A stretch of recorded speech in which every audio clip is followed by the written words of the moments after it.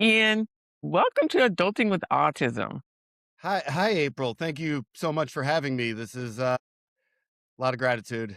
So, for my listeners new to you, tell them who you are and what you do. My name is Ian Ira Rousso, and I am an LA-based stand-up comedian, and I am diagnosed with autism spectrum disorder since 1999, age 12. And That's a little late. I didn't come out about it. I didn't start coming out about it until fairly recently, and I've been watching the world like kind of shift in terms of the conversation surrounding it. I've been watching the world like God. Love on the Spectrum is one of the biggest shows on Netflix right now, and it's a very cool thing to see that conversation start to happen. So, when you step on stage with an autistic brain Yeah.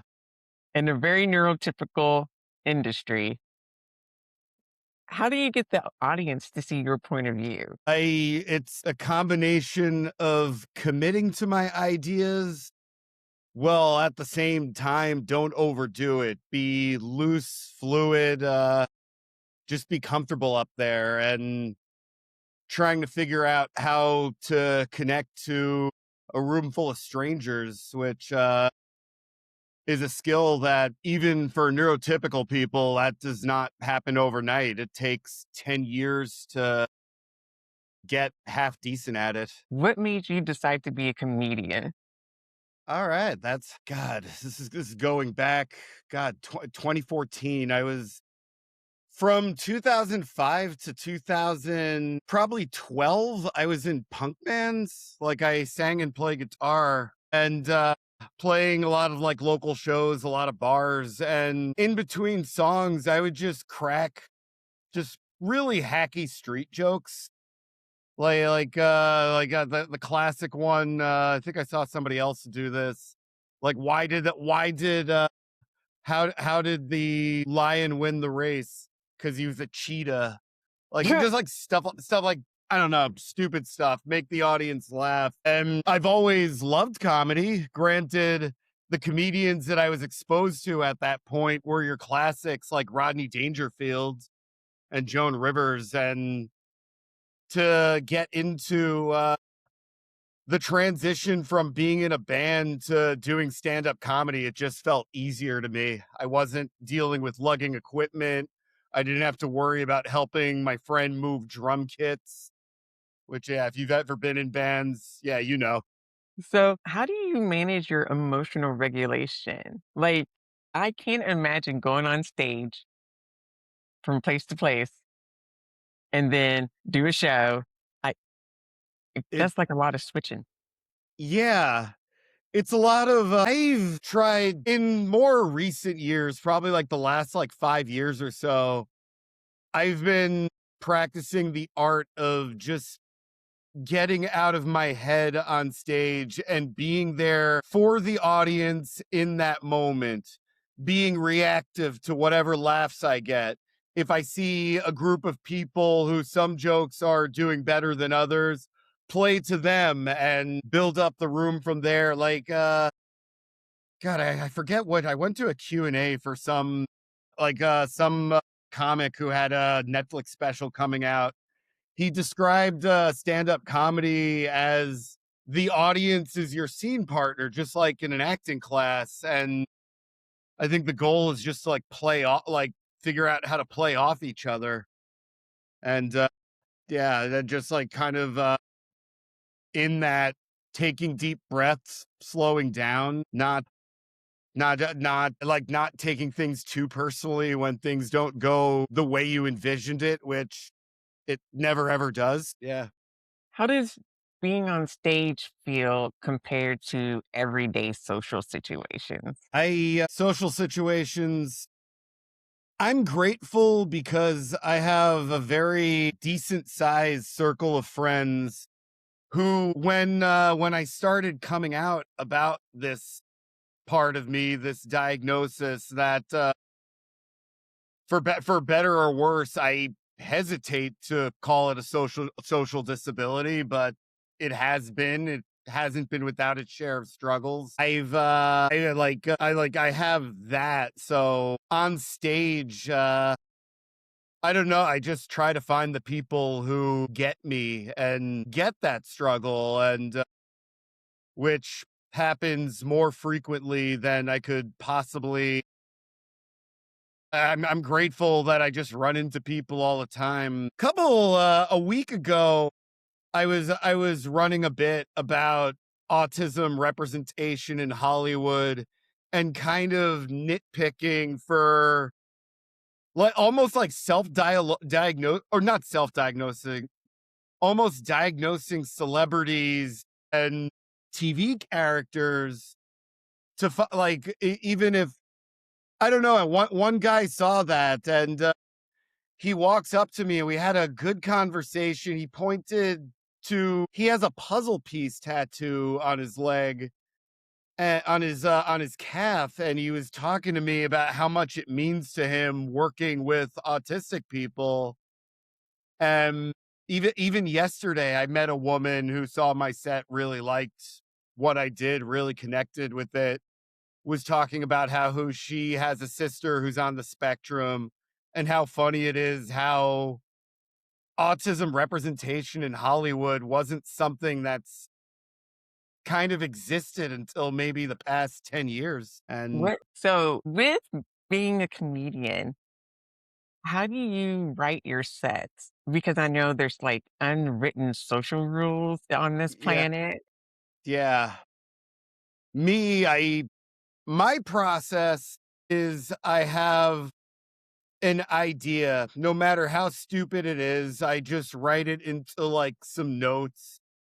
And then I go on stage and flesh out that idea and see what works and what doesn't. And over time, I'll structure that idea a little bit more.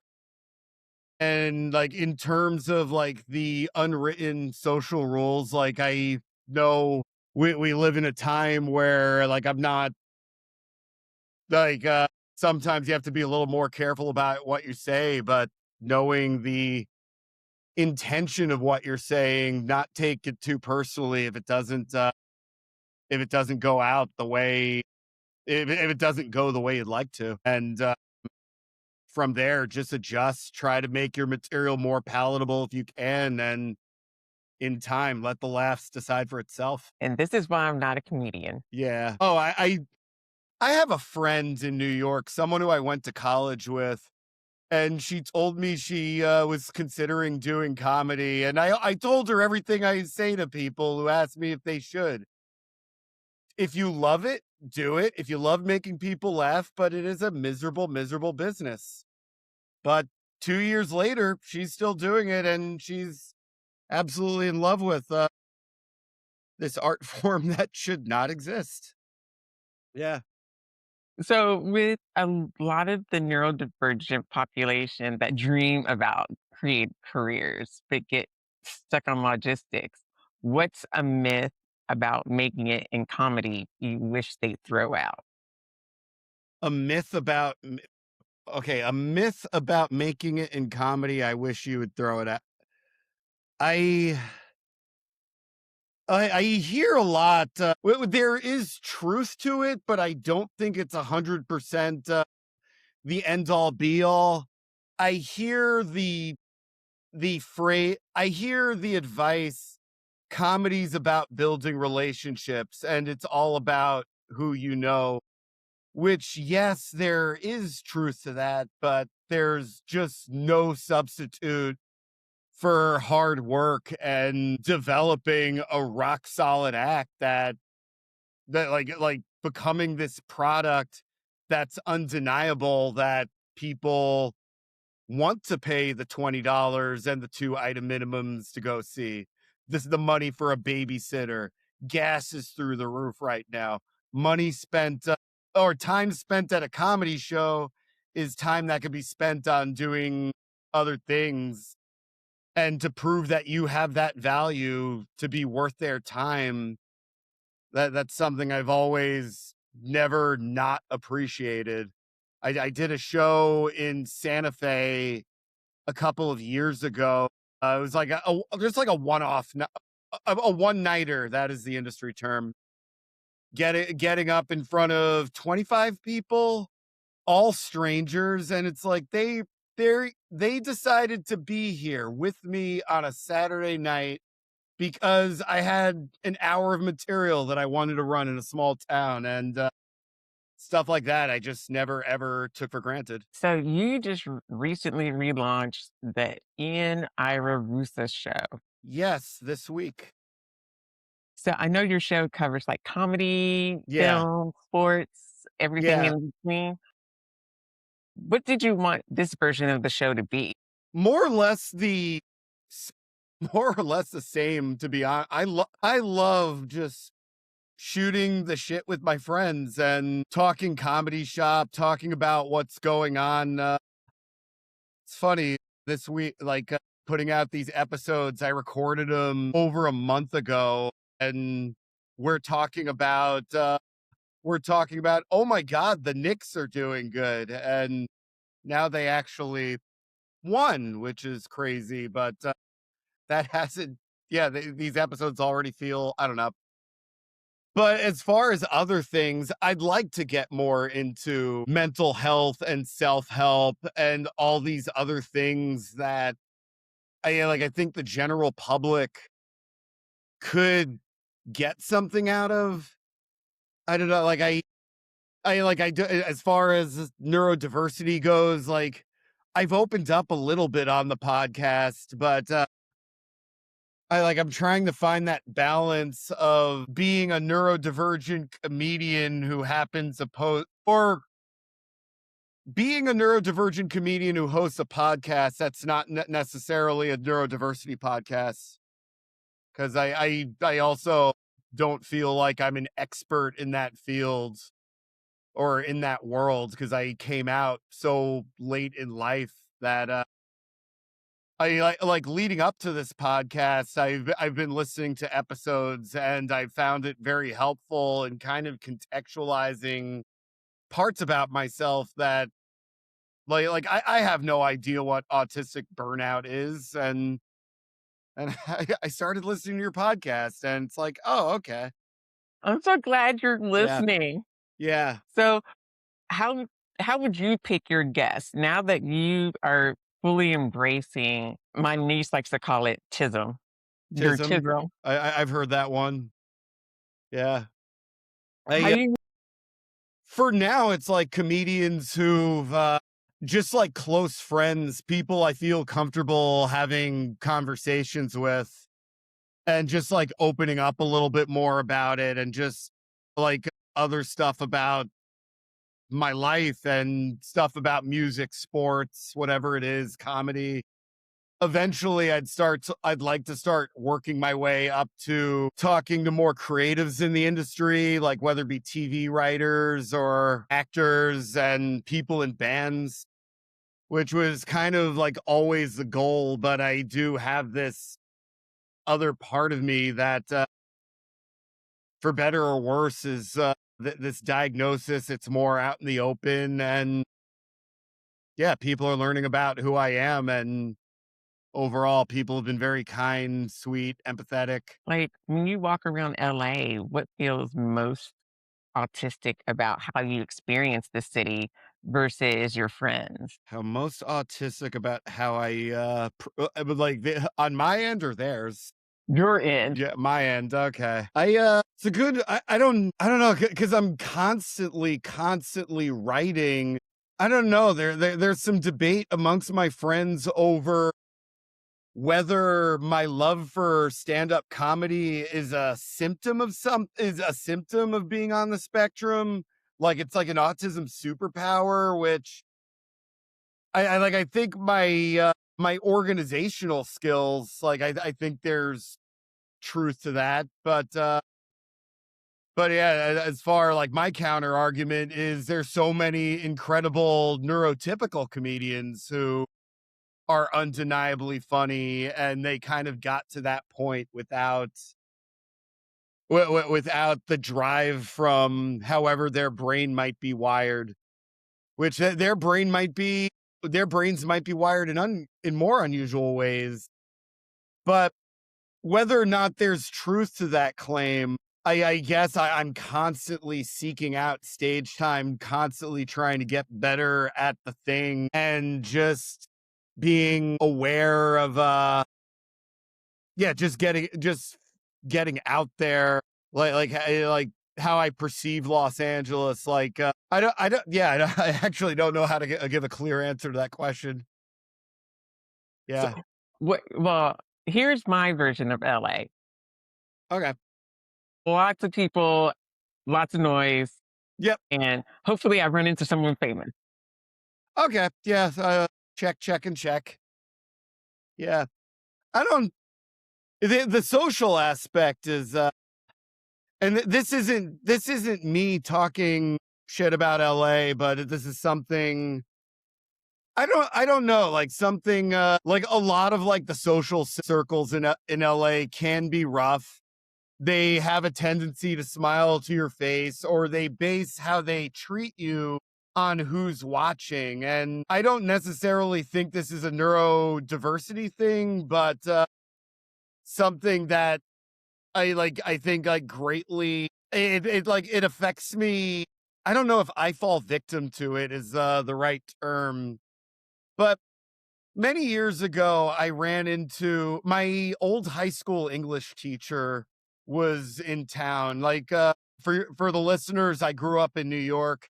I went to Manhattan Center for Science and Math on 116th along the FDR Drive. And my English teacher, he moved to LA for many, many years. And he went back to New York, and one time he was visiting in LA and we hung out. I had a drink with him and I asked him like, "So why, like, the weather's great here. Why did you go back to New York?"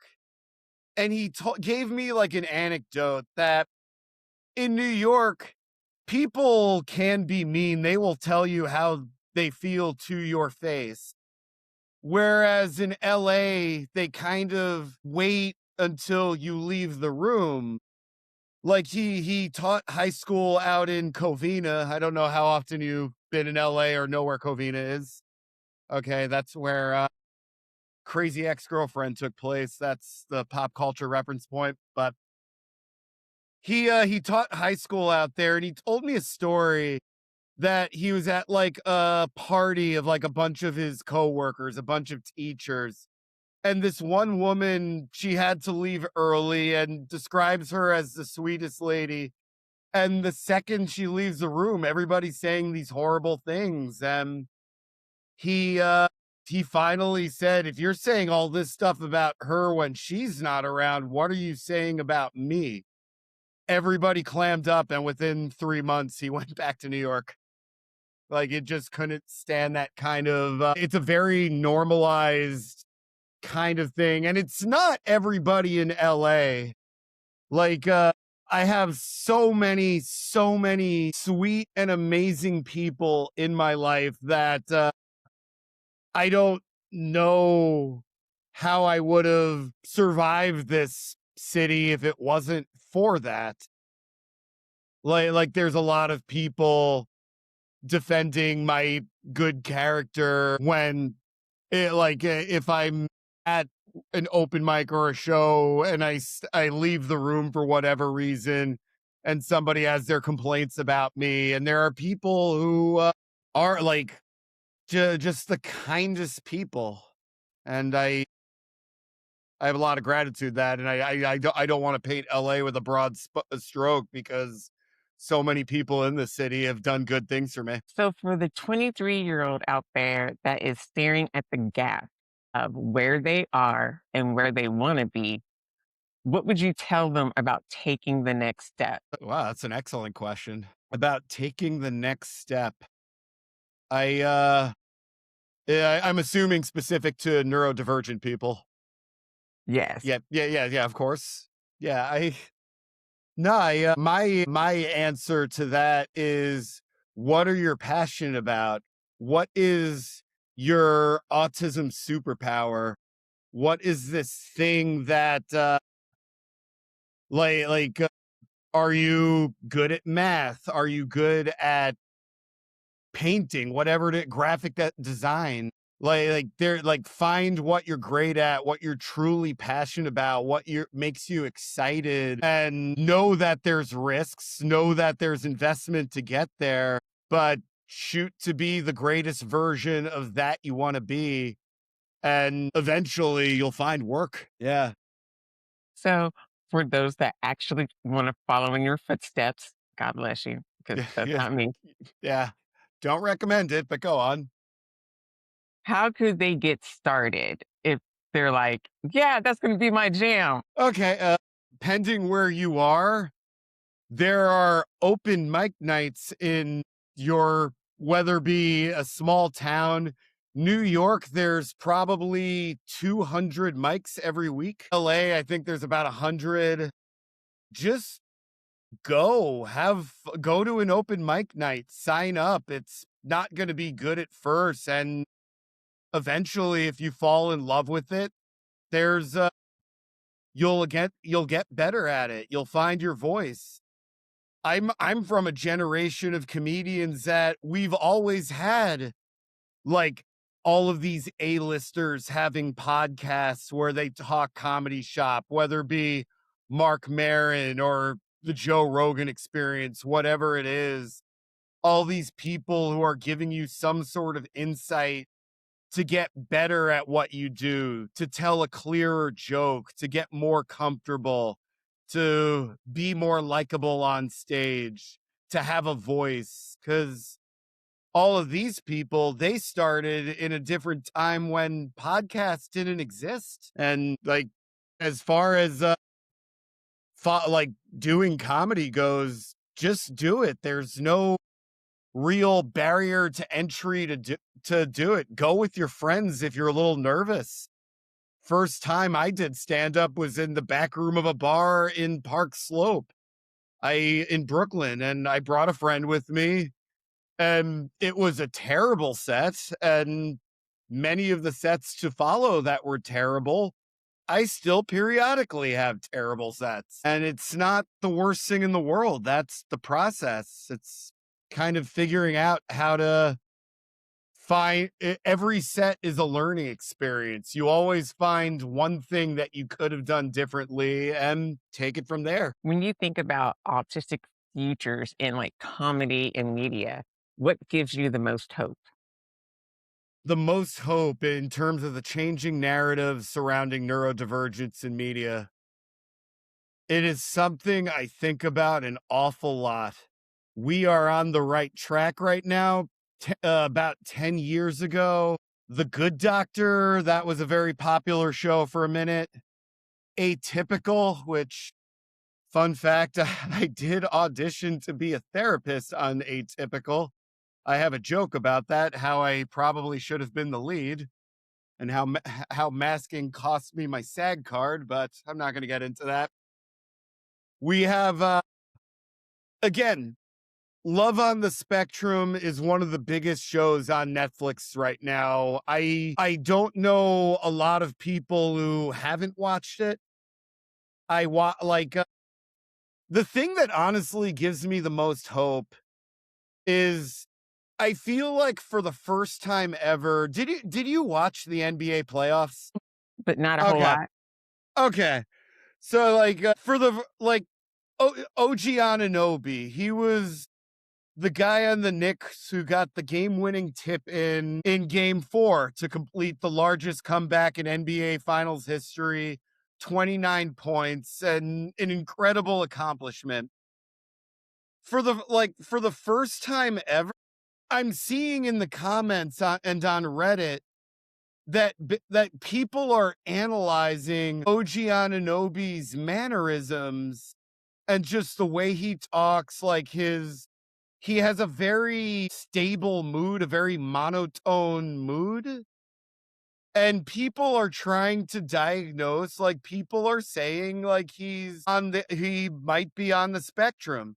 Same thing with I see people doing that to Victor Wembanyama, who he's the 7'4" player on the Spurs who at some point is going to be a superstar. And I'm fascinated watching this because for the first time since autism awareness and acceptance kind of started becoming this quasi mainstream topic of conversation, people are trying to diagnose professional athletes and not just Sheldon from Big Bang Theory or whoever else. And I think that is a major, major step in the right direction. That like autism is not just people who I guess were more conventionally seen as nerds in 80s movies. And I'm happy about that. Okay, final question. Where can people find you, your show, your socials if they want to follow you? Okay, I'm on Instagram and a million other platforms at Ian Ira Rousso. That's IANIRAROUSSO. The Ian Ira Rousso Show is available on YouTube, which I don't know if it's like a youtube.com/ at Ian Ira Rousso or whatever it is, but it's up there. New episodes every week. And my debut comedy album is available on iTunes. Sorry again. It's available on iTunes. And yeah. Ian, thank you so much for coming on to my podcast.